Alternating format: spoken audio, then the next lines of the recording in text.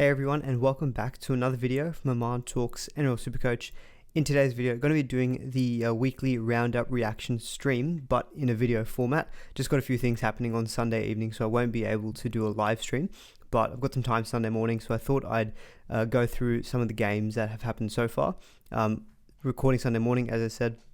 So the Manly-Melbourne game and the Doggies-Knights game I haven't seen yet, so I'll add my thoughts to that to the very end of this video. So everything I'll talk about will just be up until then. Going through the normal reactions of looking at some stats, players that performed well, and maybe starting to address some initial thoughts coming into round 6 of next week of the NRL season. In terms of my own team, I've actually had a very good week so far. Touch wood, it continues. In the end, I have, and by the time you're watching this, you will see everything.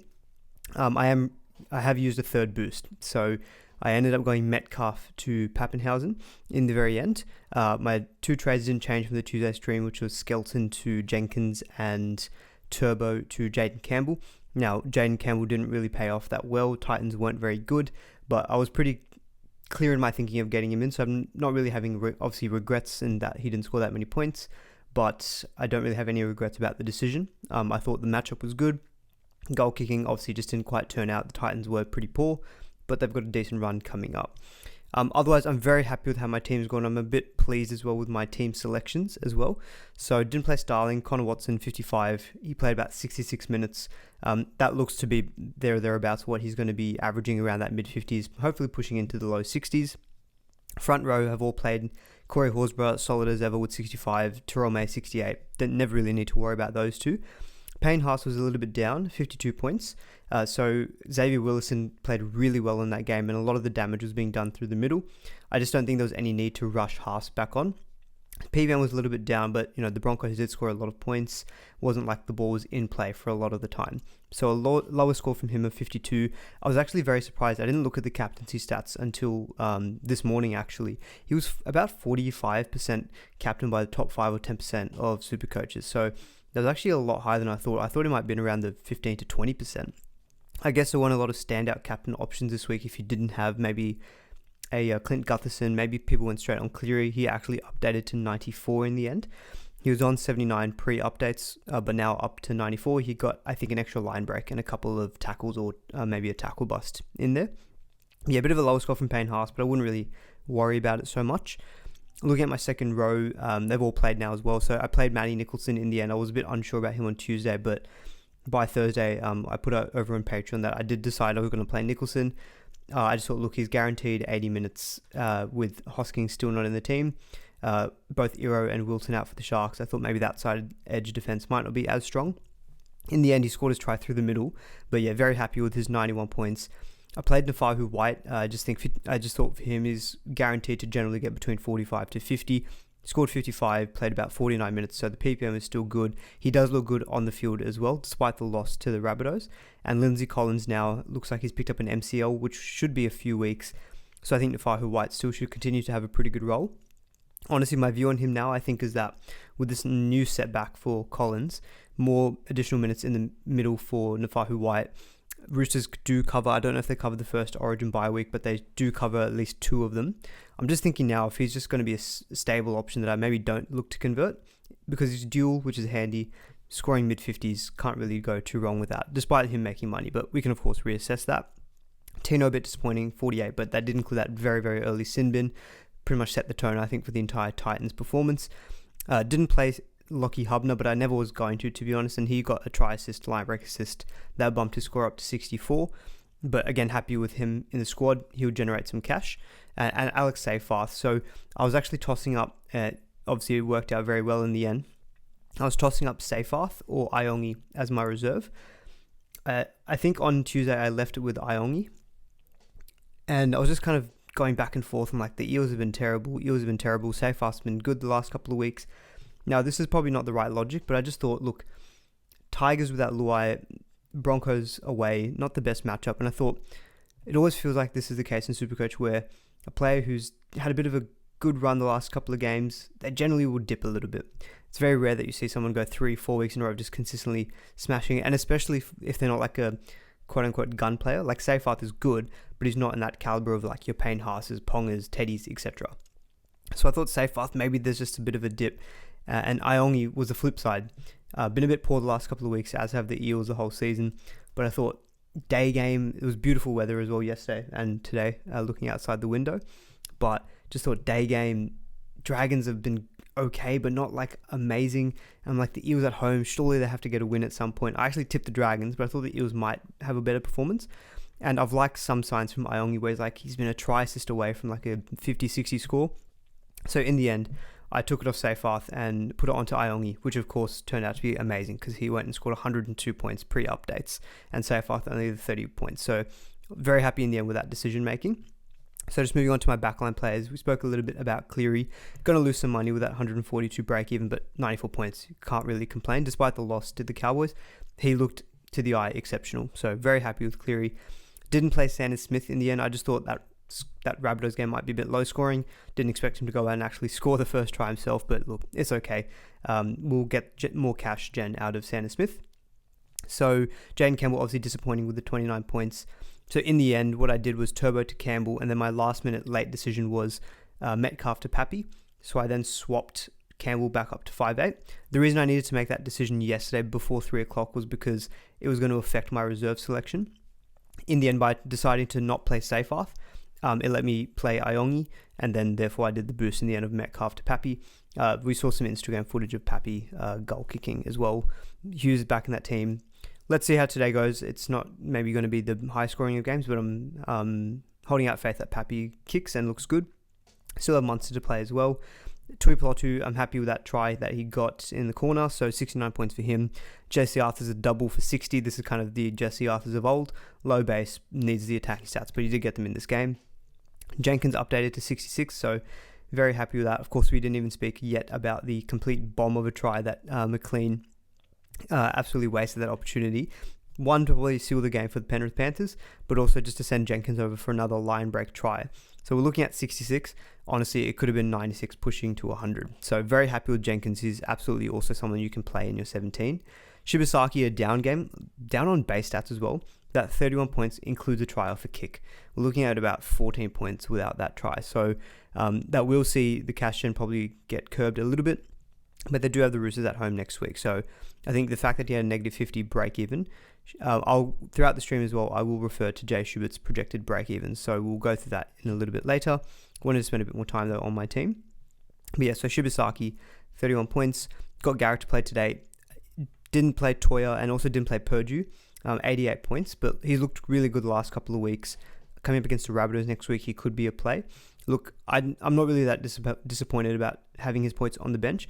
I never really considered playing him. You know, away trip to Penrith with Azaleo's 250th game, Cleary back. I just thought, I don't think the game panned out how I expected, but I'm happy enough that he will generate some cash. The biggest highlight, I think, for me is in the fullbacks. Obviously, I've talked about playing Iongi in the end. He absolutely killed it, 102. And Captain Gutherson, 126. SuperCoach Live has got him potentially in for some more point updates. Let's see how that goes. But look, 126 points.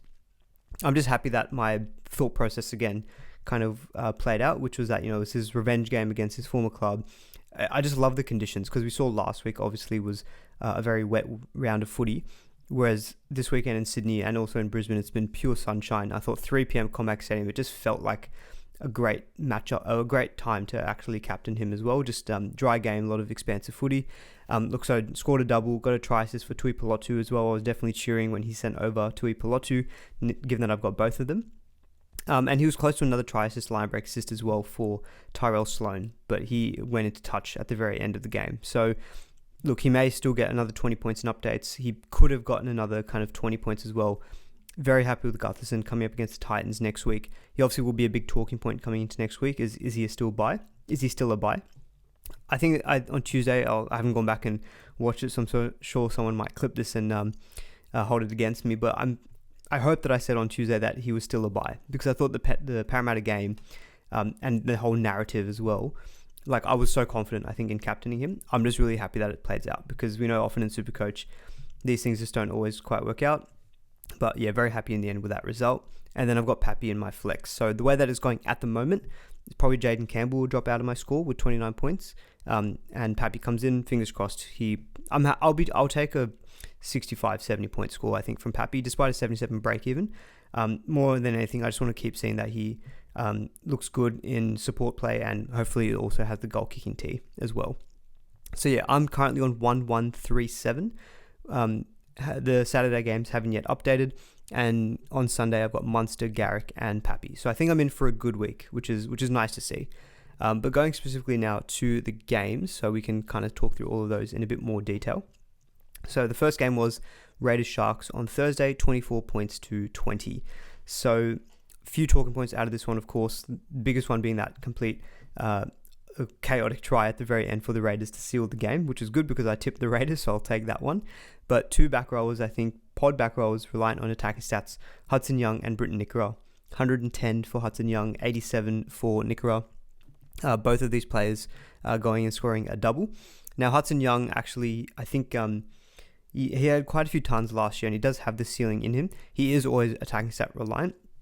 People who are interested in him as a bit of a point of difference, the Raiders do actually have a pretty good run coming up. So just having a look at it now, we're looking at Parramatta, TIO Stadium. I don't know where that is. Maybe is that Darwin, or is that somewhere in regional New South Wales? I'm not 100% sure, guys. Apologies.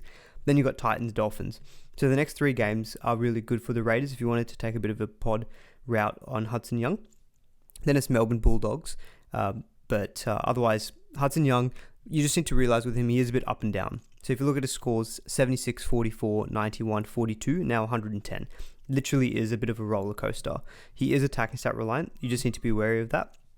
But, I don't mind it when, like, I'm in a similar boat to where maybe a lot of people now have a lot of money floating around in their team. I had that money penned for maybe going Ponga next week or maybe going Nicho Hynes. Now that my fullbacks have got Pappy, Gutho, and Iongi, any of those three aren't being sold by me next week. So Ponga's probably going to have to wait. Hynes has got a high break even coming into this week of 121. Coming into next week, I should say. So I'm probably not going to be using my money there. So second row is a place where maybe, or front row, Adam Fanua-Blake, you can just go and get one of these guys potentially and just shore up your forwards if you've got money to spare, but you've got no moves to make, I guess, in the back line, like fullbacks or in your halfbacks. Joe Tarpany, want to call out him as well. He has had a couple of big scores back-to-back, so 91 points this week and 92 the week before. He played 59 minutes this week, so that is generally up on the minutes that Tarpany does play. I'm not sure what happened during the game to maybe warrant that, but he's, again, someone you can consider in front row, as we keep saying. A lot of content creators are saying it. It is the year of the front rower. Payne Haas, Corey Horsburgh, Tino, Terrell May, Adam Fanua-Blake, Joe Tarpany is putting his hand up as well. Lindsay Smith, even potentially. Like, there's so many good front rowers. Again, I don't mind spending that bit of money. Getting someone like a Joe Tarpany, Adam Fanua-Blake, these guys aren't impacted by Origin. And so you just know that you can pick them now, and you can just kind of set and forget them pretty much for the season and not have to worry about that position, really. If you're getting other Origin guns, for example, like in your second row, like an Angus Crichton, he potentially is Origin affected. Hudson Young might be as well. He might be in that frame if he continues to play well. But we'll reassess. I'm not personally too keen on either of the two. I know they put out two good scores, but like Nikora, for example, has been very attacking stat reliant. He's got 87 points this week, which is obviously good, but that included a double. And if you look at all of his scores so far this year, he's pretty much had to get the attacking stats to get his decent scores. Like, he scored 66, 61, 58. All three of those games included a try, and then 42 last week without a try. Nikora's work rate is a little bit down. So you just have to be wary of that, and that those low games can come in there. One thing with the Sharks plays in general, so just quickly, I'll go back to the draw now, because people might have been considering a Nicho Hynes. I think for next week, they're probably not going to as much. Round 7 onwards, the draw is not too bad. Knights, Tigers, Parramatta, Manly. But one thing with the Sharks that I wanted to mention, they're travelling a lot in the next few weeks. So they travelled to Canberra. Then they've got Manly. I don't know where OS is, sorry. Optus Stadium. So they must be in Perth. So they must be going all the way to Perth. I think the Rabbitohs may be also going to Perth next week. Then they're going to Newcastle. Then they're going to Leichhardt. Then they're going to Suncorp. Then they're going to Four Pines Park. They don't play at home again until round 11. So this is just one thing I think to be mindful of if you are looking at Nicho Hynes or other Sharks players potentially. While maybe they do have a good run 7 to 9, they've got a lot of travel, and that does take its toll on teams as well. So I just wanted to call that out as well. But yeah, Joe Tarpany, I do like him. Fanua-Blake, 73. I'd still maybe take Fanua-Blake over Joe Tarpany if I was looking at a front rower. For Blake, 73 points. I think he played about low 50 minutes. It's kind of what I expect from him. With Tarpany, I'm not sure if that role is going to continue, but I do like the next few games. To be fair, one thing with Tarpany I noticed in that game, he was offloading a lot. We know that Tarpany is at his best Supercoach-wise when he's offloading. Yeah, he got 20 points in offloads in this game, so a lot of offload points there from Tarpany. Matty Nicholson, awesome performance from him as well. 17 points, that's for the try. 91 points in total, but good work rate again. We're looking at 40 points in tackles, 16 points in runs, so that's 56 in base. Very, very solid. Good few matchups coming up. I'm very happy as a Nicholson owner. Corey Horsburgh, again, solid. Tamale and Tom Starling. Should quickly talk about Tom Starling as well. So I think he played about 55 minutes in this one. Just quickly pulling this up on my other screen. Yeah, we're looking at 51 minutes from Tom Starling. That has been a few weeks now where pretty much since everyone traded him in, he's gone 68, 70 minutes, and then he's gone down to this kind of mid-50s minutes role. It looks here to stay. Owen Paddy has looked pretty good. One good thing with Starling, though, that in his time on the field, he generally does score about a 1 ppm. Like in the last few weeks, even when his minutes are down, he's been getting close to that kind of 50 score. So just having a look at this here, we're looking at 53, 44, and now 51. So obviously a bit of a dip since he had those two big games in rounds 1 and 2. He had a break even coming into this week of 53. So he's pretty much going to hold value. So I'm not too concerned from that point of view. Like, he shouldn't be losing us a lot of money. In terms of projected break even, so I'm just going to refer to Jay Schubert's wonderful projected break evens, which I definitely recommend following on Twitter or X, whatever you call it. So he's got a Tom Starling projected break-even coming into next week of 56 and losing about $3,000. So really not much there. To be honest, I don't mind just holding on to Starling if you've got other trades that you need to prioritize. Just because I don't think he's going to be losing money. He's not going to be losing money fast if he just keeps putting out 50s. He's just going to kind of hold value. And the next 3 games for the Raiders have got some good matchups in there. Could get some attacking stats like he did get in this game, getting that try assist off a kick for Hudson Young. But, if you wanted to go and, upgrade him to a Harry Grant, if he looks good today, we know that the Storm have a very good run coming up as well. So he's someone who I'm looking at in my own squad as not urgent sell, but definitely one of the weaker points in the team who I might eventually just look to upgrade either next week or maybe in the coming weeks as well. Not much more to speak of, I guess, from the Raiders side of things. On the Sharks, very quickly, already spoke a bit about Nickera, and Fanua Blake I still think is a fine trade-in. No one else in this game for the Sharks scored over 60.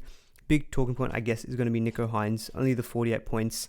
Sharks still do look a little bit confused in attack. This thing between Trindle and Hynes still is not fully clear, I think, between them. Who's going to be the dominant playmaker, the dominant kind of final kick organizer, anything like that. So Hynes, eye test wise, not quite passing it. I mean, his floor is good, like putting out a 48 is solid enough, but he's going to have a projected break even, I think, coming into the next round of 131, I should say, sorry, and losing about 18k. So I think with Hynes, if you didn't jump on already, look, he probably still is the best halfback with Cleary, but it's also about timing it. For example, I was looking at maybe potentially Starling to Hynes. I'm thinking now I might just defer that because Starling, if he just at least holds value, but if Hynes goes down in value, then we can at least pick up Hynes maybe a little bit cheaper. If you can pick him up in the 600s, sure, he might not be the Nicho Hynes of old where he was averaging 95, but if you think he's going to average 65, 70, and you can pick him up in the 600s, it's probably a fair purchase. But yeah, I think in the next coming weeks, probably not looking so much at Hynes now. I think with that low score, and also that big score that he put out a couple of weeks ago, is going to start dropping out of his rolling average. So he put the 115 out. That'll be in there for one more week. But once that drops out, then the break-even will stay higher for Nicho Hynes. On to Penrith and the Cowboys. So obviously a bit of an upset here. We spoke about the bomb try for Jenkins earlier. But look, good scores again for the Guns for Penrith of 94 for Cleary and Azayo with an attacking stat included in his score. He had that try assist, I think, for... Oh God, was it Luke Garner? I think he put over for a try. So he got that try assist, line break assist. So yeah, good score from Isaiah of 85. He is someone maybe you could also consider second row. He's pretty much going to hold value now at 647k. He's lost about 80k. We know that the Panthers do have an okay run now. They've got the Dolphins, Roosters, Manly, Broncos, Cowboys again. before a bye in round 11, then he'll start missing round 12. So there is a shorter shelf life on Isaiah Yeo because you know that he's going to be playing Origin. So whether you buy him or not, I think it just depends. If you're comfortable that if you buy him, you may have to sell him again. But good score from him this week. Not really so much more to speak of, I guess, out of Penrith. I mean, Jenkins has been awesome trade-in. He could have scored another 30 points in that game. So we'll take the 66. He should be in for some serious cash growth. So Jay Schubert had him down for a projected price rise of 129k. I suspect it's going to be a little bit higher given that he updated up about 7 points with a negative 22 break even. So look, Jenkins for us should be making hopefully north of 200k. But he's a very safe play in your 17 as well. Good work rate, but we know that Penrith can get attacking stats as well. I think the bigger talking points is really the Cowboys. Obviously, back-to-back wins now for them. Jackson Purdue looked awesome, 88 points. Him and Murray Taulagi had a great... they both had a great game on their side of the field. 90 points for Taulagi. I believe he scored a double in this one. Yep, that's right. And Purdue got a try and a try assist of his own. Yeah, Purdue is looking very good. Cowboys are still a team to be mindful of. Scotty Drinkwater as well. They do have a couple of more, maybe call it tough matchups. They've got Rabbitohs away in Perth next round. Then they have a bye in round 7. So I think investing new in Cowboys players, and when I say Cowboys players, really you're probably looking at Scott Drinkwater as the only new one to add. Purdue, I don't think if you've already sold him, you're not buying him back. But then you get the bye in round 7. Then you go into Titans, Warriors, Penrith again, but at least it's at home. And then you got Manly, Tigers at home as well. So the Cowboys do have a pretty okay run coming up after their bye. So I think for them, it's a case of I'm waiting out, and then maybe round 8 we'll reassess. But Scotty Drinkwater goal kicking as well. He's put out 2 scores now in the mid-70s the last 2 rounds. And we know that Drinkwater has got a big ceiling on him as well. I think he'll be very popular going into the Origin period when we're probably going to be losing the likes of KP. Reece Walsh might be also missing in Origin. But to be honest, fullback is going to be just a hotly contested position, I think, all season long. Even with Turbo out of the picture, Latrell, Teddy, Gutherson, Drinkwater, Walsh, goal kicking we saw at the end of yesterday, Pappy, there are so many good fullbacks. I'm sure I've probably missed a couple there as well. So it does feel like that year where, again, we always say it, this is why we like the 3-gun fullbacks. Isaiah Yongi obviously putting his hand up saying, nah, just hold up. I've scored a big 102 points. I'm going to make some more money. But it does feel like that position where I think you just pick the 3 that you feel like the most comfortable with, and then you just almost stick with them if you can. Maybe during buys and Origin period is when you can start to rotate them a little bit. But yeah, no one else really scored of note over 60 for the Cowboys. I think Purdue, I'm very happy with him. As a hold, he'll make money, and you could also play him next week against the Rabbitohs as well. They don't have the best defensive edges, I guess. Not really much more to speak of, I guess, out of this game. Obviously a big win for the Cowboys. Move on to the other Friday game, which is obviously a bit of a blockbuster, the old rivalry of the Rabbitohs and the Roosters. Biggest talking point was Latrell coming back into this team. Honestly, didn't look like he missed a beat. Now, he was playing at centre, but he was doing a lot of the general kicking. Now, of course, there were a lot of injuries that happened mid-game that warranted this. So, Jamie Humphries only scored the 2 points. So, unfortunately for owners, he's probably going to have to be moved on just because of the price drop that he's going to now be facing. So, Jay Schubert had him down for a 16k price drop and a 93 break-even coming into next week. He also did his hamstring. We know generally with hamstrings, even the most minor can be at least 1 to 2 weeks out. So obviously, listen to NRL Physio on his Magic Sponge podcast for all of the complete injury stuff. Don't listen to me. But with a 21 break even, thankfully the price drop's not going to be too bad. You at least are going to have made at least 100k off of Humphries. But I think you can move on. At halfback, it's a bit tough because if you already have Cleary now, you're probably not going to be wanting to maybe go to Nico Hines. If you don't have Cleary, I think he's one that you move to. Cleary was projected to go down about 53k. That was when he was on 79. Going up to 94, I suspect his price drop is going to be more around the 40ks. But if you've hopefully freed up a lot of money selling Turbo this week and you don't have Cleary, I think my suggestion would just be go Humphries to Cleary and sleep better at night. Cody Walker also hamstring injury, so both halves out for the Rabbitohs. That's why Latrell was doing a lot of the general play kicking. But only 9 points for Cody. I know a couple of people were looking maybe at him as a bit of a point of difference. It was never for me personally. But yeah, I think Latrell obviously looked good, got that late try assist as well. He was very close to scoring a try of his own. If he got that try of his own, then we're looking at an 80-point score from Latrell. Goal kicking, definitely going to be warranting conversation as to whether we trade him in the coming weeks. I think still while at centre, it's not really the position I want him playing for Supercoach. I want him floating to both sides of the field, where we saw Jai Gray doing more of the right side, whereas Latrell was kind of more fixed on the left, even in the kind of attacking sets.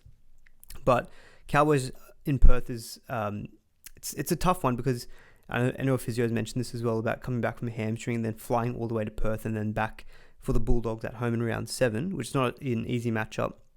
Then it's Melbourne away in round 8, sorry, I should say. I also have a feeling the Rabbitohs have got like a terrible record in Melbourne. I don't know what is prompting that in my mind, but I feel like they don't have a good record in Melbourne. After that, though, you got Knights, Broncos, Tigers. Then you could be coming into Origin.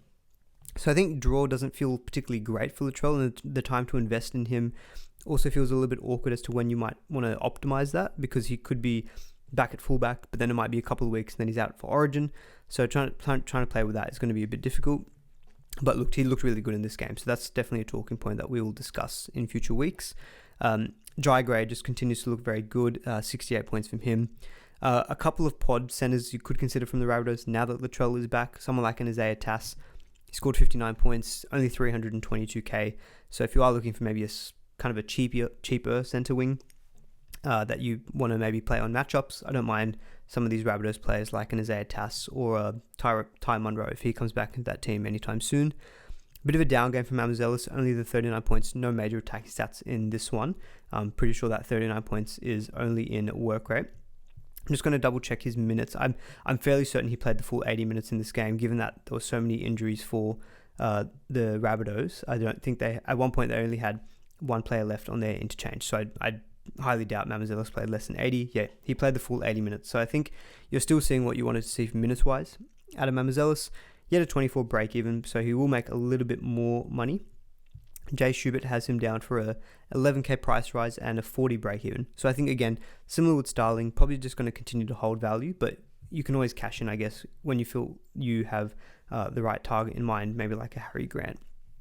Probably it from the Bunny side of things. On the Roosters, Sua Wong, probably the most overlooked second row forward, I think, in Supercoach. I'm putting myself in that as well.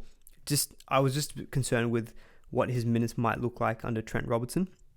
We know that he sometimes rotates his forwards, but Sua Wong has been amazing. For anyone who's picked him up, congratulations, because you've gotten both points and at low ownership, which is like the holy, I was about to say holy trinity. It's like the holy, let's call it duality of Supercoach. If you can get someone low owned who's scoring points that no one else has, that's exactly what you want. Looking at his minutes so far this season, 68, 80, 80, 67. And in this game, bear with me for a second, he played the full 80. So he hasn't played less than 67 minutes. Break even of 15, so he's going to go up massively in price. Jay Schubert has him down for a 76k price rise and a break even of negative 12. So that was also before he updated. He was on 104. So I suspect now he's going to be up maybe 80, 85k. That break even is probably going to be even lower. And that's now going to be in his rolling average for the next 3 weeks as well. In addition to his 62 from last week. So he should make some good money. I know, look, maybe I shouldn't keep just saying we all have money, but I feel like I've seen a lot of people who have a lot of money, and you don't necessarily need to keep chasing these guys with the negative break-evens. But Sua Wong is showing good potential at the moment, both for scoring points, good minutes as well. So I think he's a completely fine trade-in.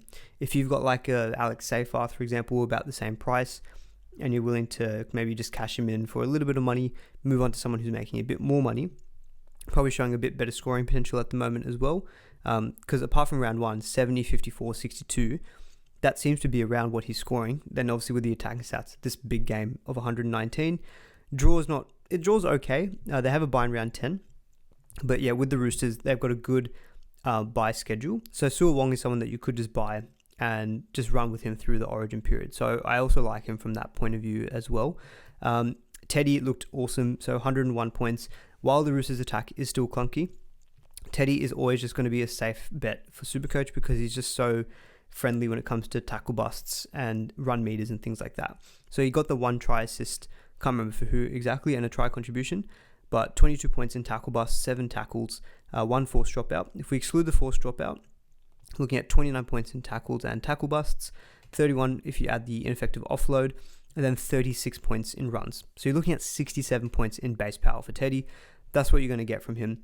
I was also deliberating whether I do the boost for Pappy, knowing that maybe next week I might just want to trade in Tedesco. I think just with, look, he's going to lose a little bit of money with 124 break even, going down about 23k, but his break even will be 77. So I think this might be the cheapest you'll get Teddy. This is in this kind of 830, 840k. Broncos at Suncorp, look, it's an okay matchup. It's not the best, but Suncorp's not bad for scoring points. Penrith, look, we have to also reevaluate Penrith a little bit. Defensively, they're not looking as good as they have in previous seasons, so maybe a little bit less scared of that particular matchup. Then it's the Dragons, which I think is the Anzac Day clash, which is generally a tough game for the Roosters. Then it's Dolphins, Doggies, Sharks. I think the thing with Teddy is that he plays, if he doesn't play Origin, then he will be available during the bye schedule. I am still a little bit concerned that, look, if there's any injury issue with Dylan Edwards, Teddy's probably just going to be the most natural replacement. So I think with Teddy, what I'm thinking, look, I'm in a position now where I've got Iongi, Gutherson, and Pappenhausen. So those 3 aren't going for me for the next few weeks anyway. So I think what I'll do is with Teddy, I'll probably unfortunately not be able to bring him in the coming weeks. He's got a bye in round 10.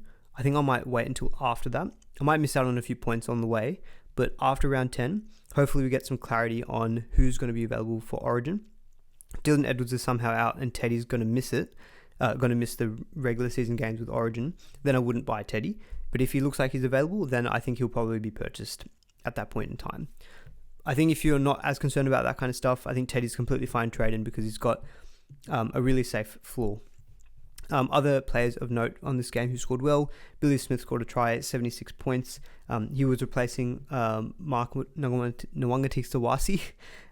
In this one, it'll be interesting to see what happens with Mark back next week, who maybe potentially drops out. Some of the talk is that Dom Young may be getting the flick because, look, defensively he wasn't good. Didn't read that last play well at all. And so Isaiah Tass was able to score. So maybe you see Billy Smith at centre.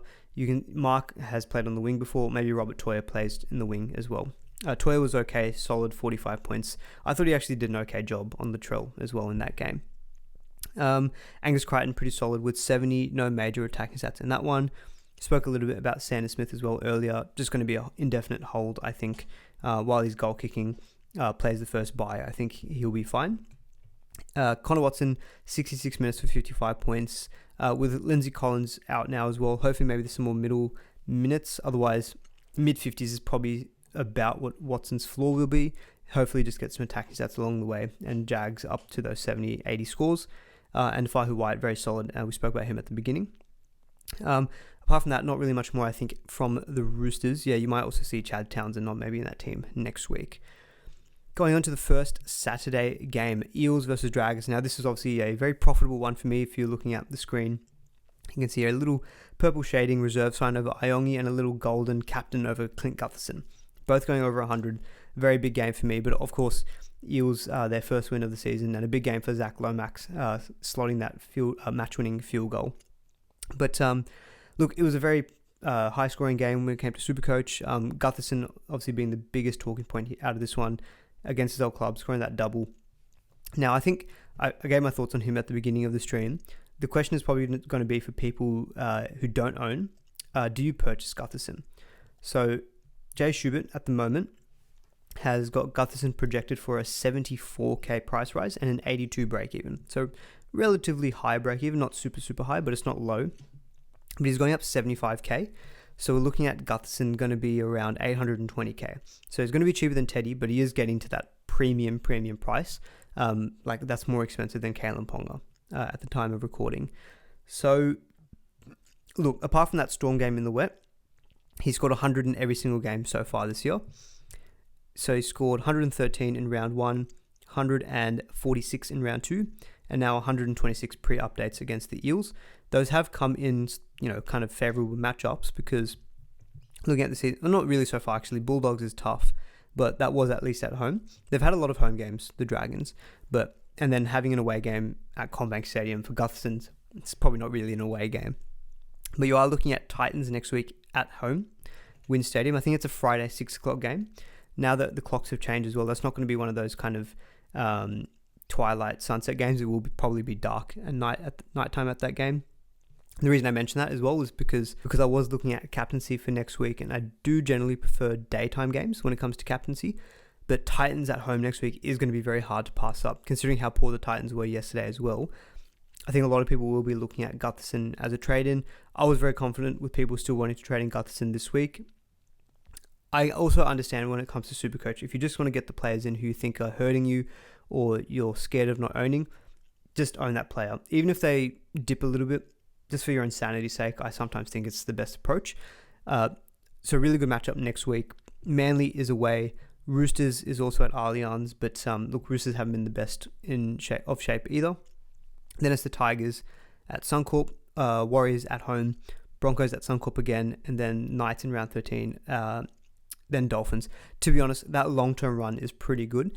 Now, when it comes to like draw difficulty, in my head, the teams that I'm concerned about coming up against, Storm probably is one. Sharks still, because if it's an away game, we know that the Sharks can be a good defense. Penrith still, but also like if you look at the Dragons draw, they don't play Penrith until round 27. They don't play Melbourne again for the rest of the season. They don't play the Sharks until round 15, and they play the Broncos in round 11.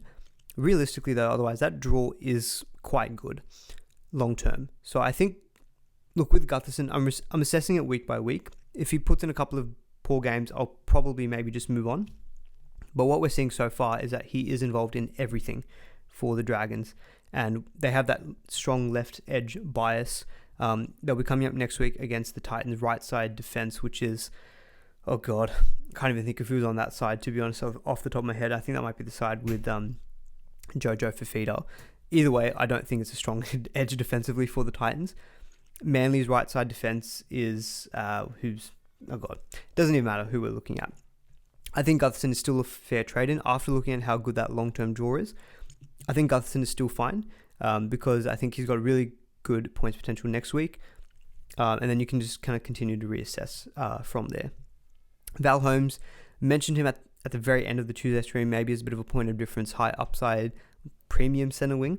77 points in this game, obviously a bunch of goal kicks and a try assist in this one.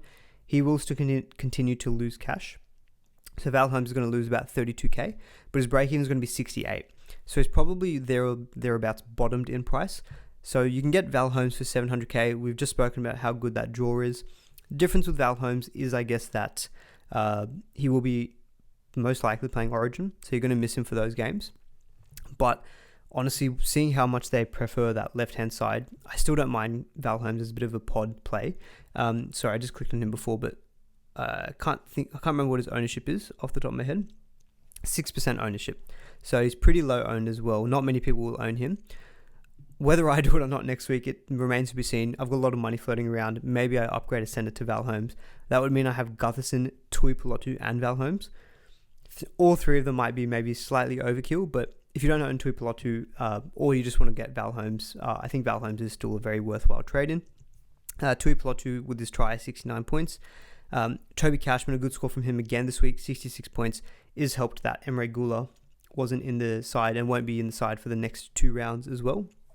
That probably also does help a Dylan Egan. He's a bottom dollar player, scored 43 points, had a -6 break even, but he's not changing in price until this coming round. So he scored 47 and now 43. So Jay Schubert has him projected for a -29 break even coming into next week.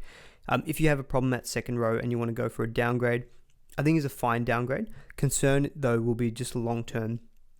If Emre Gula comes back into that team, is Dylan Egan going to stay there? I would think yes, because Blake Laurie came into the squad with Emre Gula out, and Blake Laurie, up until that point, was playing New South Wales Cup. So I think Dylan Egan would stay. I'm probably not at the moment thinking of trading him in, just because I don't know if I need to generate more cash and free up more cash as it stands. And the thing that you have to also be careful of, I'll just mention as a more general comment, when you're trading in all these guys with negative break-evens who are a little bit cheaper and you want to make money off them, you have to also think about if you're going to trade them back out again to realize that profit. That's 2 trades, bringing a guy in and bringing them out. That's the thing that you just need to be wary of with all of these cheapies. It's different when you start with them in round 1, like a Purdue, Toya, etc., because you didn't use a trade to get them into your round 1 team. You're only needing the 1 trade to sell them and realize the money. So that's completely fine. It's different when you're trading in a guy to then trade out again. And one thing with him is that if he ever does drop out, he's only second row forward. He's not dual. So he would just be kind of sitting there as maybe a bit of a non-playing reserve who you can't flip around with duels. That's the only thing I'll just also mention. No other big scores from the Dragons. On the Eel side, Dillbags looked a lot better in this game, 78 points. Another cheapy second row forward you might want to consider is Kitione Katonga, 264k, -2 break-even. I might have to go back and watch the highlights on this one. He scored 72 points, but I feel like he was playing some wing in this game. Correct me if I'm wrong on that one. But yeah, I felt like he was playing on the wing at times, which was a little bit, it's a bit interesting. Again, similar with Egan, could make a little bit of money, but I'm not sure if he's someone who I'll be prioritizing just because I don't know how much cash generation more you need. And obviously, we haven't seen him play yet today, but Thomas Cant, I still don't even know how you pronounce it, from the Knights. If he gets named again next week, he might be a more popular purchase for people in second row. Zach Lomax with 68 points. Obviously, the big highlight was that he went and scored that winning field goal. No other major attacking stats, to be honest, from Lomax. So his floor is probably about 60, 20 points in goals and 32 points in runs. So 50s is generally the safe bet with Lomax. Concern, though, with trading him in, I guess, is that, look, Raiders and Tigers in X2 is good. Then they have the bye in round 8. Then it's Sharks, Dolphins, Knights, Manly, which is actually not bad. But then probably misses, he'll probably miss round 12 with Origin. So with Lomax, he might be a bye post the bye. I don't even mind Canberra and West Tigers in X2, so long as you feel like you can cover him in round 8 with the bye. That's the only thing I'll mention. With Val Holmes not having a bye, since that they already had that bye in round 3, I would maybe potentially, because they're both Origin goal-kicking centres, maybe I'd slightly lean Val Holmes. I think his run's a little bit better, plus you're going to get 1 extra game out of him up until Origin as well. So total points-wise, I think Val Holmes might be a bit of a better bet for you. Honestly, I'm not looking at that many other Eels players. Dylan Brown, 78, was good. A couple of maybe other talking points, though, will be Jermaine Hopgood, 34 points. I think you need to get rid of now. He played 54 minutes, so that's definitely down, I think, on what you would have wanted from Hopgood. He spent a bit of time at dummy half as well. Eels had a bit of a weird starting lineup with Charlie Geimer playing at hooker, so I know that was a bit not great for people who went in on like a Riley Smith. But yeah, Hopgood, 34 points, only the 21 points in tackles, 16 points in runs. I think if you haven't sold already, he probably does need to be someone that you move on. Then maybe someone like a Dylan Egan becomes an option, or Thomas Cant, because yeah, you might just want to be freeing up some money and going Hopgood out. So yeah, Hopgood projected to lose about 27k and having a 91 break even. He's not been great to start the season. Apologies, I know I told people last week, sell Preston instead of Hopgood. That obviously didn't work out, and now Hopgood does look like a sell. He'll be kind of in the high 500s. I think you can, if you have the duels, you can easily move him on to Tarpany, Adam Fennell-Blake, and just maybe swap a Tino or Corey Horsburgh down to your second row if you want to go the gun route. If you want to go free up money, then yeah, maybe Thomas Cant, maybe Dylan Egan could potentially, or maybe Suo Wong could probably be your option that I think that you'd be trading to. On Riley Smith, 30 points, probably didn't reflect, I guess, his actual performance, which was very good in real life. He was one of the key players in terms of having a really strong kick chase, putting pressure on the kickers as well, caused Lachlan Ilias to kick the ball out on the full. So he was actually really good for the Eels in real life. Played 66 minutes, so still played very good minutes in this game despite being named on the bench on the actual game day team. He's projected to go up about 13k with a 15 break even. I think if he played the full 80, maybe scored about 40 to 50, I think a lot more people would have been looking at him as a Tom Starling replacement. If you want to free up money and go Starling down to him, it's fine. I wouldn't be confident playing Riley Smith as my hooker 1. That's probably the only thing. If he's your backup hooker, then fair enough. Me personally, I've already got Connor Watson and Starling, so I'm probably not going to be trading Starling to Smith. I think if I was to trade Starling, it'd be to guns, like trying to get up to maybe a Harry Grant, or maybe going to a gun halfback instead. maybe Nico Hines in a few weeks. So Riley Smith good. Supercoach wise though, I think just didn't quite translate in this game. Going rambling on for ages. It's already 45 minutes and I have not even spoken about 2 games yet, and I still have to add the Melbourne and the Doggies game.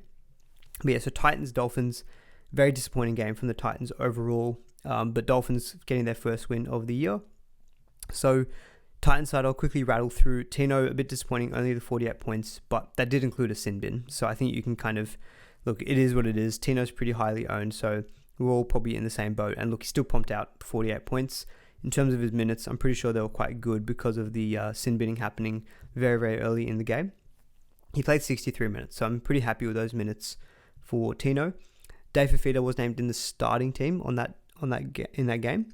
He played 65 minutes and scored 40 points. So again, look, no attack at all really for the Titans. So 40 points being around his floor. If you are looking at gun second rowers, Fifita could be a trade in. I've kind of kept saying I want to see 80 minutes from him. 65 minutes is at least a bit more encouraging than the 55 minutes. Fifita is going to be projected to go down to 42k with a break even of 93. So he'll be going down to about 650k.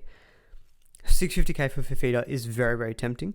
I still think though, if he's again named on the bench, then or 93 break even, I think again you can still maybe wait a week on Fifita. It is the Dragons, but it's away. After that though, the draw's okay. It's fine. They've got Canberra twice in a few weeks. They've got Cowboys, Knights, Bulldogs. Bit of a mixed bag. Again, he's maybe an origin risk as well, but Fifita in the low 600s, if he just shows us something, yeah, I think he'll be very tempting to bring into our teams, but not maybe quite yet. Jaden Campbell, disappointing. Only the 29 points, no major attacking stats. He may be due a line break in updates, but that's about it.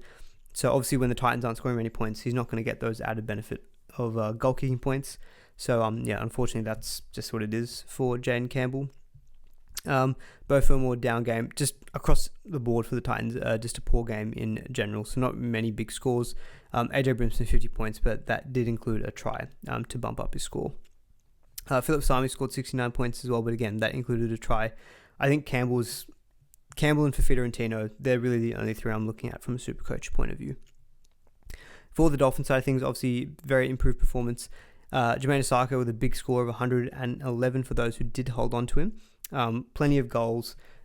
Just casually, I thought he slotted a 2-point field goal at the end of the first half. He missed it, but just the man's got a sweet kicking boot, I can tell you that much. Scored a very, very late try as well that did bump up his score. Daniel Saifidi, 95 points. He's again actually been someone who's been sneaky good so far this season. So he scored a line break try in this game to bump up his score. Without that, we're probably still looking at a score of around high 50s, low 60s. That's backing up a 65 and a 76 in the last 2 weeks. Look, if you wanted to maybe more of a draft pick, but if you wanted to go for a bit of point of difference in front row, maybe not as expensive, Dan Saifidi could be solid. Again, just the front rowers this year, they're just absolutely killing it. But for me personally, he's probably not going to feature in my team, but another good score from him. Same with Jeremy Marshall-King with 79 points with a try assist. Maybe is a sneaky option in your hooker as well. If you are looking to upgrade a Tom Starling, they're pretty much about the same price as well. Max Platt scored a try, so 70 points for him, a good result. Hamiso scoring his first try of the season as well with 69 points and a try assist. But at fullback, I think not many people are going to be looking at Hamiso. A bit of a down game for Herbie, only the 44 points in this one. All in work rate as per usual, 11 tackles, 12 points in tackle busts, 21 points in runs. I think ball wasn't really going to him as much as it was in previous weeks. So in terms of him, he's still a worthwhile pickup if you are looking for a gun center wing. 99 break even coming into next round, 16k price drop. You could maybe still hold out a little bit on Herbie. In terms of upcoming run for the Dolphins, I just want to have a quick look at it. They've got Penrith and Melbourne the next 2 weeks, which won't be easy. At least they're both in Suncorp. And then you go Raiders, Roosters, Parramatta, Warriors, Bulldogs, and then Dragons after that in round 14. So I think after the next 2 rounds, 6 and 7, draw-wise opens up a lot for the Dolphins again. So I think Herbie's going to be a solid pickup. You can always just safely play him in your teams, and he will generally get you at least 50, 44 points in this one. I wouldn't be surprised if he updates to around 50. At the moment, I am thinking maybe gun center wing could be an option for my team next week. Maybe cashing in on a Shibasaki or an Arthurs in the coming rounds. So that's why I'm looking at the likes of a Lomax, Val Holmes, Herbie. With the draw that the Dragons have, I am considering maybe Val Holmes over Herbie Farnworth. They're all pods, but I like the fact that Val Holmes just doesn't have a draw in the coming weeks. I just need to be comfortable if I have a triple up, though, of the Tuipulotu, Gutherson and Val Holmes. Apart from that, not really looking at too many other players, I guess, from the Finns and the Titans. So finally, just wrapping up with the Broncos-Tigers game for this section of the video, and then the next time you see my face in this video will probably be nighttime. But we are looking at 46 points to 24 for the Broncos. Obviously, a fair few talking points out of this one. So Xavier Willison absolutely killed this game, scored a double, was doing so much damage through the middle. So he went and scored 99 points. Again, front rowers, I don't know what the hell it is with the front rowers this year, but they're just absolutely smashing it in terms of SuperCoach points. I want to see what Willison's minutes were in this game. So Willison played 41 minutes, and in previous weeks, I just want to see what he played. Give me a second. Not too different. So in previous weeks, he's played 37, 38, 29, 34, and then 41 minutes. So I guess compared to last week, he played 7 extra minutes. Compared to the week before that, he played an extra 12 minutes. So the minutes were up irregardless in this game. I think that did have a direct impact on Payne Haas and his points this week. So Payne Haas only played about 50 to 51 minutes. PPM was a little bit down. That is also due to the fact that there were so many points scored in this game, so less ball in play. And I just don't think they needed to rush Haas back on. The game was pretty comfortable. Willison was killing it, hence why he played maybe some extra minutes. So for those who captained Payne Haas, obviously a bit of a down game. That does actually make me think, looking at the other front row being Terrell May, obviously Haas has absolutely killed it to this point. But if you are looking at maybe a captaincy on a front rower, Terrell May, out of him or Payne Haas, probably is always just going to be, on average, maybe a safer bet, at least when it comes to minutes. Because Terrell May played 70 minutes in this game. With Payne Haas, if the Broncos don't need him to play big minutes, they can afford to rest him. They've got other good middles like Willison, who can do well. Kobe Hetherington actually played well in this game as well. Got a line break. Played okay minutes as well for 53 points. But yeah, just a thought now that I'm just looking at it here. Terrell May just could be a safer bet for captaincy if you're looking at a front rower, purely just because his minutes are maybe going to be on the higher end for the Tigers. There's really no one else that they can afford to play bigger minutes apart from Terrell May. Broncos do at least have other options. But that's probably, I'll be very honest, a partially hindsight take just because of what's happened in this game. But maybe just a lesson that we can take for future weeks as well.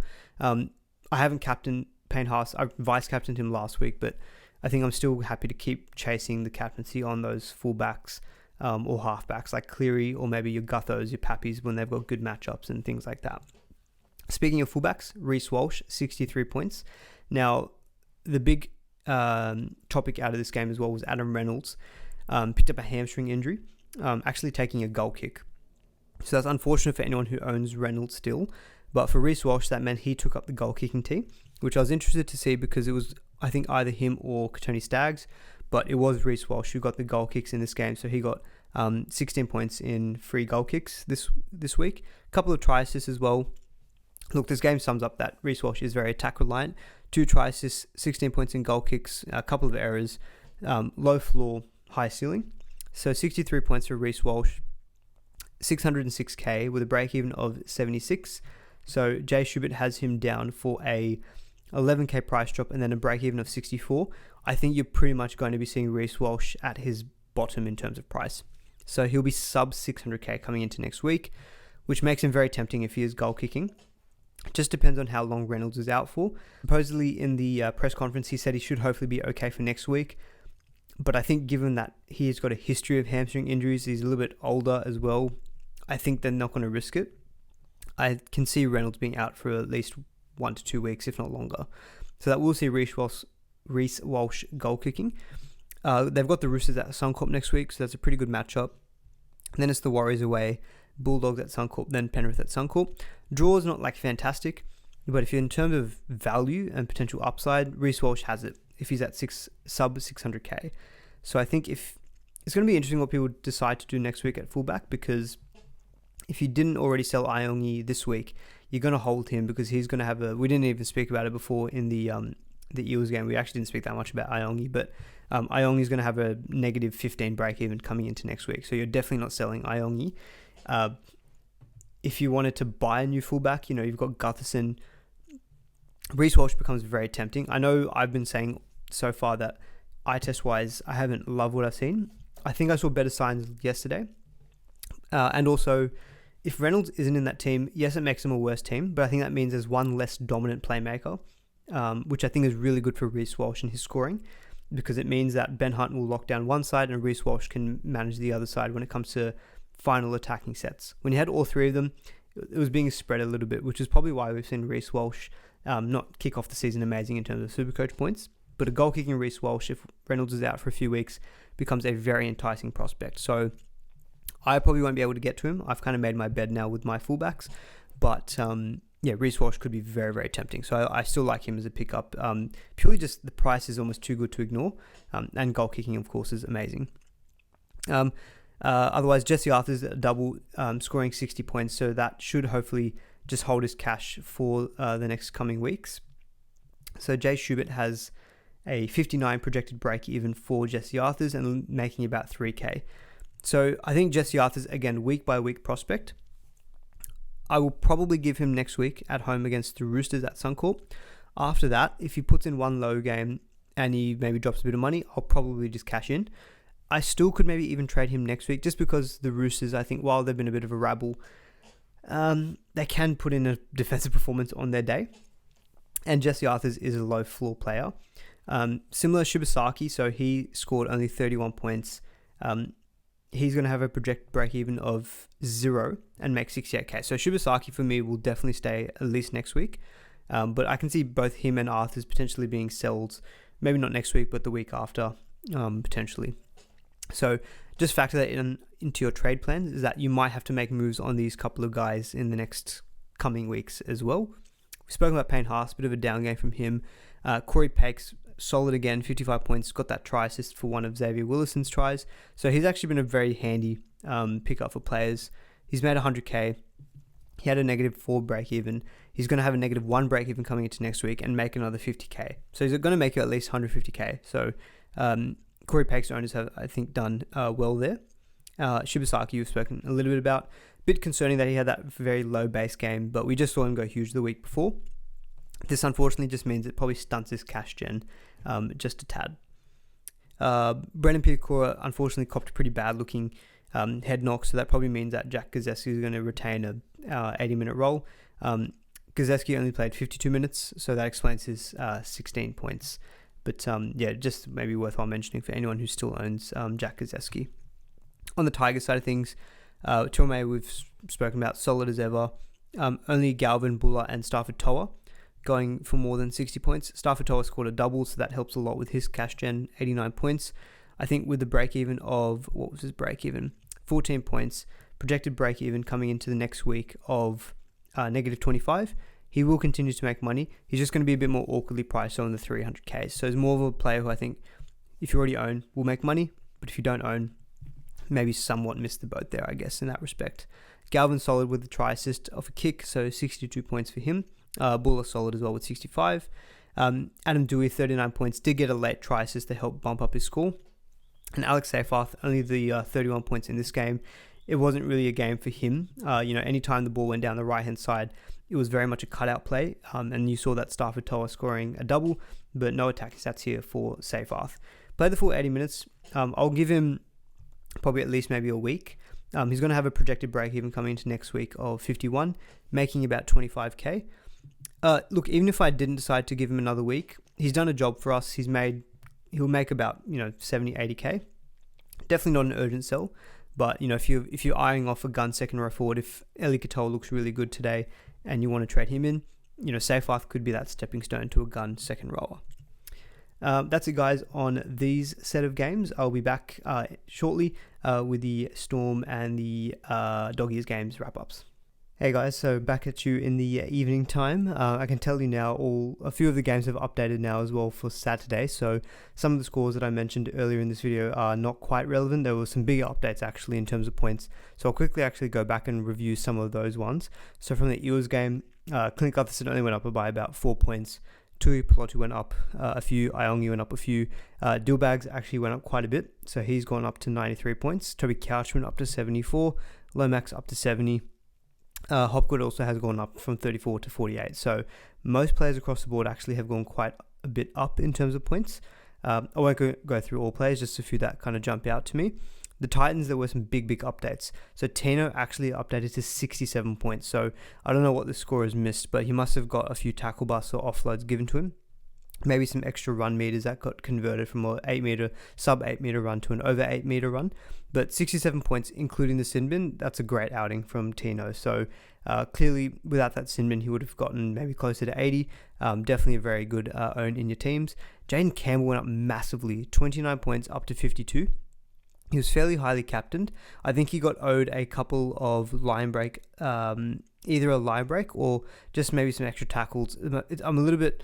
I'm struggling a little bit to see actually where Jaden Campbell did improve on points. So apologies for not being able to add that much more context. But I guess his points came from a variety of ways. 13 points in runs, probably got given a line break, 17 tackles, a forced dropout, tackle bust, offloads, some goal kicks. So look, if 52 is what he's scoring in that poor of a game, I'm very happy with the Campbell purchase in the end, because 52 that's kind of his floor.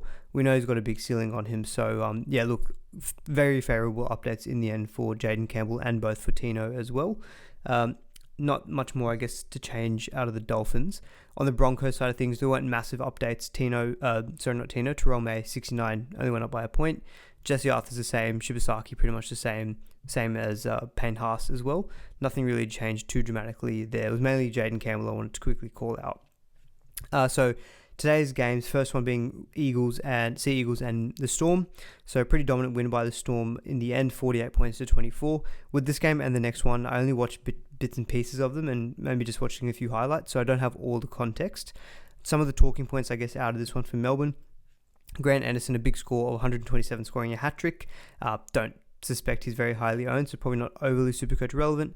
Talatau Kula with a 108-point performance, scoring a double, but a bit of a pod. Manly's draw is not great, so I'm not sure if I'd be recommending to invest, but that is a very big game from him. Jerome Hughes, very interesting. Earlier in the video, I was talking about potential halfbacks and the fact that Nicho Hynes maybe isn't the one you want to be leaning towards just with this high break-even. Jerome Hughes just rocketed back into consideration. 3 try assists, 94 points, a few tackle busts, line break, couple of line break assists. We know he was the Dalian winner from last year and had an incredible season. 127 break even, so apologies, I don't have it up in front of me, but I'll try to quickly pull it up. Just want to see what Jay Schubert's got for the projected break evens for these two games. So for Melbourne, Jerome Hughes is projected to have a cash loss of 27k and a 95 break even. So that'll see Jerome Hughes be about 780k, so fairly expensive, but not terrible. And having a break even of 95 coming into next week. Definitely firms as a potential trade in, because they've got the Warriors at home next week. Then it's the Dolphins at Suncorp, Rabbitohs, Canberra, West Tigers. Very, very good run for the next 4 to 5. Good thing with Jerome Hughes, and we'll talk about Eli Katoa just now as well, who also had a very good game with 85 points. He'll go up a little bit in price. Good thing with those two guys, one, they both play on the same edge. So anytime there's good attacking ball down that side, having that stack is always very useful, because you can really accelerate your points, because Hughes will kind of throw a ball to Eli Katoa. You get the line break assist, try assist off of Jerome Hughes, and you get the try line break out of Eli Katoa. Getting those kind of stacks is very, very good for Supercoach. That's kind of why at the moment, Tui Pelotu and Gutherson I've got in my team, that left edge for the Dragons, trying to stack that, trying to find this other stack. The good thing with Jerome Hughes and Eli Katoa is they're both Kiwis, not affected by Origin. So they're gun expensive players that you know you can trade in. You really don't need to worry about trading them back out, barring any injury or a dip in performance, because you know that they're just going to be there with you during the bye period. So that is one thing I like about both of them. Probably a little bit of points chasing, but also, to be honest, it was just that I kind of forgot that Jerome Hughes was an option at halfback. I was only thinking about Nicho Hynes. I probably do have the money in the bank to go Tom Starling to Jerome Hughes next week. So that is very tempting. Equally though, I might have the money to go safer to Eli Katoa. I don't think I've got the money for both though. If I had the money for both, that would be awesome. It might just have to be a case of picking one of the two. I think it just depends where in your team you're looking at making a change. Is it second row, is it halfback, or is it hooker?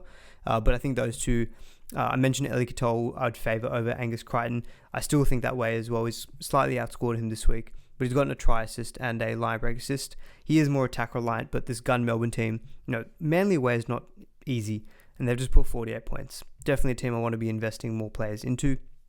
Cam Munster delivered in this game as well for me, so 81 points. A bit disappointing in the fact that if you just told me that he scored 81 at the end of the game, I would have thought, awesome, sweet. The fact was that he was on about 70 points though at halftime because he's got a try assist and he also had a try very early in the game. Really took his foot off the pedal second half. So in the end, probably he kind of teased me a little bit with how good he was going, but if you told me 81 points, I would have been very happy to take that from Munster. Ryan Papenhuyzen, a bit of a scare in this one, so he was goal kicking, which was good. Pretty much on the cusp of where I wanted him to be scoring, which was 65 to 70. But went off pretty early. Well, not early, sorry, but he went off with about 20 minutes to go. There were some concerns it was a hamstring tightness issue. Pappy has now come out on Instagram saying he should be all good. It was just a cork in the glute, so basically in his bum. So hopefully that means he's good to go for next week. I was a little bit concerned reading that report from physio. I just thought could be potentially 2 to 4 weeks out, but it looks as though it's hopefully, fingers crossed, not going to be too serious because we just went through that draw earlier looking at Jerome Hughes.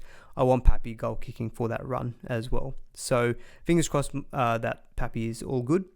But yeah, very happy. And I think Hughes, Eli Katoa, Munster, Pappy, those are the guns from the Storm I think you want to be going for at the moment.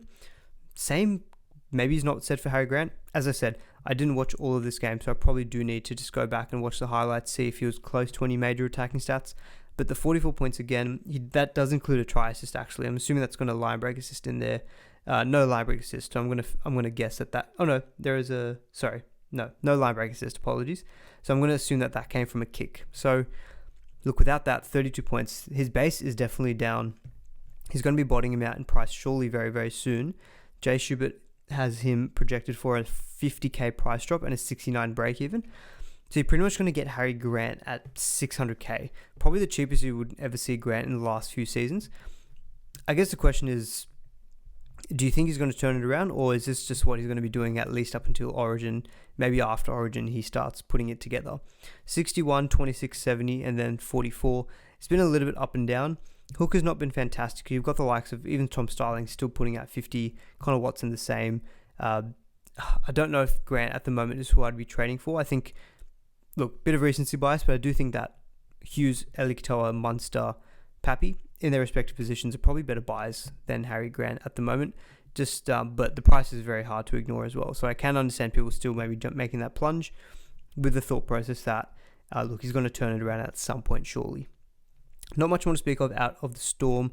For the Manly Sea Eagles, Olukwatu, very solid game here with 77 points. Did include a try assist in this one, but a lot of points in various places. So tackle busts, got a line break, a few runs in there as well. He does remain still a very, very good option Supercoach wise.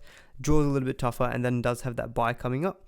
Another reason I like Melbourne players is that they had that bye early on in round 2, so they've got a clean run of games now upcoming, so you don't have to worry about byes and things. So I'd probably still rate Eli Katoa above Hamoli Olukwatu, but a very solid performance from him. Lehigh Hopewadi with 65 is pretty encouraging given that he was handed the fullback jersey. 65 points at fullback versus a very tough Melbourne team. That's a good sign. So again, I mentioned I didn't really want to invest in him just because of the tough run coming up and the bye, but good for anyone who did take that plunge. Falolo 69 points with a try and Luke Brooks, but I don't think they're serious options that we'll be looking at for Supercoach. Ruben Garrick 46 points, so a little bit of a down game. I was expecting about 50 thereabouts in this game. So 46, I'll take it. Looks like he missed a couple of goals as well, which from what I've heard apparently weren't that difficult. So look, you turn those two, you add more points onto his score there with those 2 successful goal kicks. You're looking at a mid 50 score. There is some talk about cashing in on Garrick, so he's 781k. He will pretty much be peaking in price now.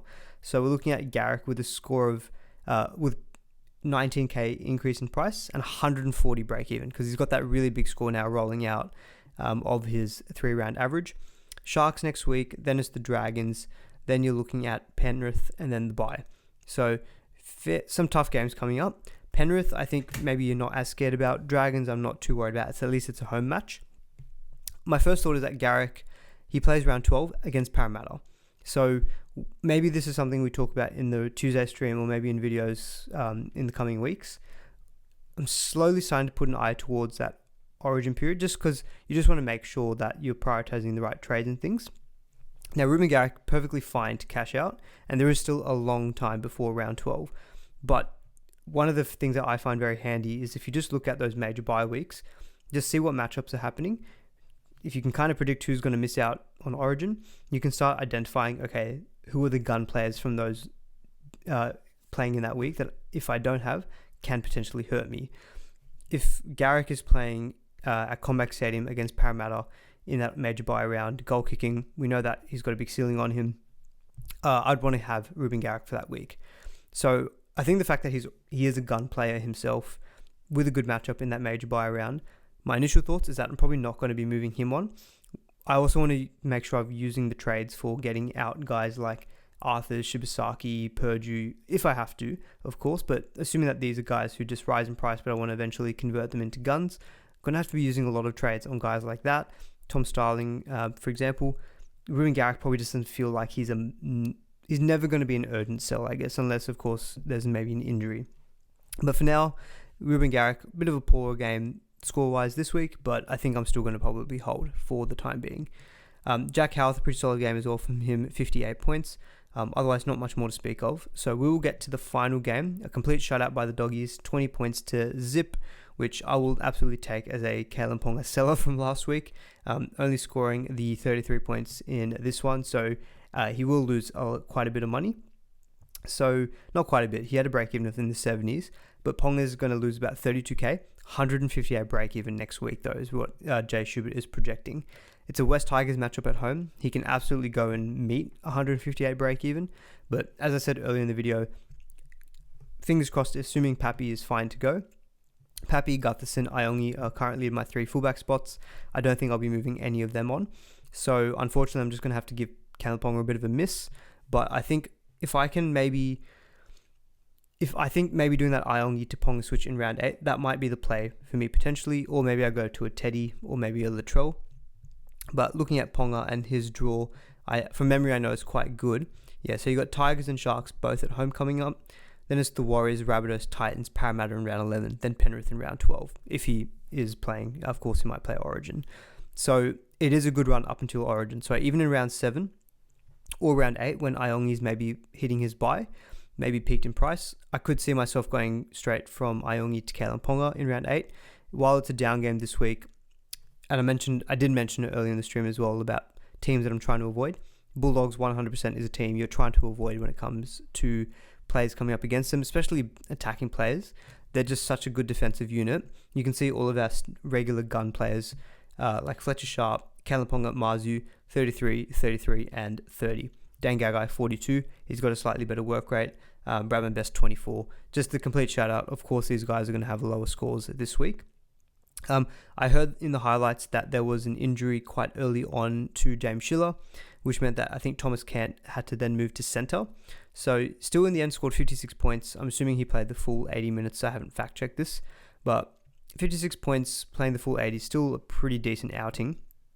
Jay Schubert has him projected for a negative 60 break-even before his first potential price change next week. So he is going to be on radar if he does get named in the starting role next week. Kai Pierce-Paul is due back from his suspension, I believe, next week as well. So that's just one thing that TLT is just going to have. We're just going to have to wait till TLT to see what's the lineup looking like for the Knights. But if you do have issues in your second row, if you've got like a Hopgood who's trying to move on, if you want to cash in on a safe Arth, Thomas Cant could potentially be an option. Played the full 80 minutes according to NRL.com and 56 points. And if assuming a lot of that is at centre, that probably does reaffirm that he does have a very good work rate. So there is a line break in there, but still 56 points is very, very solid from him. So definitely will be on watch for TLT. Apart from that though, only Adam Elliott scored over 60 for the Knights. Not really much there. Again, it's a symptom of the Bulldogs, despite them being the only undefeated team, I believe. Supercoach wise, they share the points everywhere. So Reid Miney was one who did well this week with 82, couple of try assists. Max King was very, very good with 69 points. I want to say it again. Year of the front rowers. There's so many front rowers doing well. Kurt Mann, 69. Jacob Preston, 65 points. No major attacking stats. So again, good sign for owners there that he's shown a pretty good work rate in this game. Good base power. I saw one of his runs which had a few tackle busts, and I can see 10 points in tackle busts there as well. So I think Preston owners will definitely be very happy with that. Apart from that though, no one else really of note scoring over 50. Karaz was somewhat of a surprise. A few people were quoting that Karaz would be named this week. In the end, scored 49 points. Doesn't seem like he's missed a beat, to be honest. Work rate is very high. We're looking at 30 points just in runs and then 3 tackles. So 33 points in base for Karaz, 10 points in ineffective offloads, assuming some of those become effective offloads. We're looking at base power here of 33, 43, 49 points effectively just in base power, which is kind of what Karaz does. Now, the Bulldogs do have the bye round 6, so there's no rush to jump on Karaz. Just going to have a quick look to their draw post the bye. Karaz is probably going to be the most relevant Supercoach player, him and Preston, I would say, from the Doggies. So after the bye, they've got the Rabbitohs, Broncos, Titans, Raiders, Roosters, Dolphins. It's a pretty good run, all the way up until round 12. And then they miss round 13, but then they come back to Parramatta in round 14. I think Jacob Karaz can definitely be a target for you in round 7, round 8. You could wait until round 8, see how he goes again against the Rabbitohs, and then in round 8, if it looks like he's got a lowish break even, you can wait until then, or you can wait again till round 9 as well. But look, playing in round 12, he will be a good handy pickup for that major bye week. So definitely Karaz, good to see him back, and he will be on radar for me as well. So that's wrapping up all of the games. With updates, look, it's been a very good week for myself, 1359. Looking at some live leagues, I think that has me like around the rank 450, which is pretty crazy, considering I was about 5,000 plus, I think, coming into this week. So I know it's been a very good score. Pass score for people who are wondering, I think if you scored around the 1150, 1200, you probably had a good week. 1250 plus, I think, was very good. Obviously 1300, I think, has been a very, very strong week for you. So very chuffed with the 1359. We'll see what the rank looks like when lockout ends tomorrow. But thank you all for watching this video. I appreciate the stream would have been a little bit easier, but still wanted to get all my thoughts out in this video. Do drop the video a like if you did enjoy it. If you're new around here, please do consider subscribing as well. Head over to my Patreon as well, where I post some extra content and where I kind of show my whole team and reserve selections. For example, one of the things I did on Patreon this week was kind of talking through some of my thoughts around, in the end, putting the reserve on Iongi and wanting to sit Seyfarth. For me, it's just the easiest place to drop my latest thoughts and comments, because whatever I say on Tuesday, my mind does change throughout the week as well. So do head over to Patreon as well if you want to see that as well. But thank you everyone for tuning in, and catch you all on Tuesday for the round 6 preview stream.